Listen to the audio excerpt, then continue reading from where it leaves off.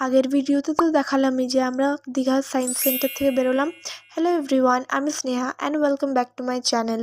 Science centre থেকে বেরিয়ে এই ঠেলাওয়ালাটার কাছে চপ নিয়ে নিলাম আর লজে চপ মুড়ি খেয়ে নিলাম। দেন রেডি হয়ে গেলাম বিচে যাওয়ার জন্য। এটা আমার আউটফিট। আমরা যবে থেকে এসেছি একবারও সমুদ্রতে স্নান করিনি।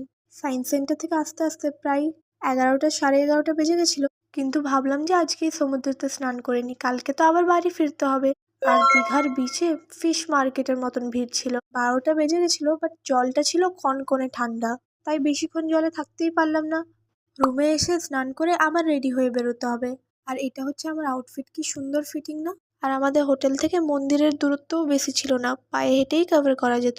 আর বেশ মজাই আসছিল হাঁটতে। তারপর একটা ডাবের দোকান দেখতে পেলাম, ওখান থেকে আমরা সবাই ডাব নিয়ে নিলাম আর ওখানেই বসেছিলাম অনেকক্ষণ, কারণ মন্দির খুলবে 3টের সময়। ফুটপাতে অনেক দোকানও বসেছিল। জগন্নাথ দেবের অনেক সুন্দর সুন্দর মূর্তিও ছিল। আর পুরীতে যখন ফেমাস খাজাটা পাওয়া যায় ওটাও এখানে বিক্রি হচ্ছিল, বাট আমরা এখান থেকে কিছু নিইনি।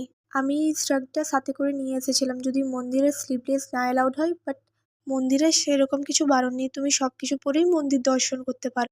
আমরা যেখানে ডাব খেয়েছিলাম ওখানে একটা বাচ্চা বলছিল যে দিদিভাই ফোন অ্যালাউড নেই মন্দিরে, বাট সেরকম কিছুই নয়, শুধু জগন্নাথ দেবের ফটো নেওয়া নিষেধ। খুব সুন্দর মন্দিরটা। আমরা মন্দিরে বসে অনেকক্ষণ টাইম স্পেন্ড করলাম আর খুব শান্তি লাগছিল মন্দিরে বসে। চলো আজকের ভিডিওটা এই পর্যন্ত, দেখা হবে নেক্সট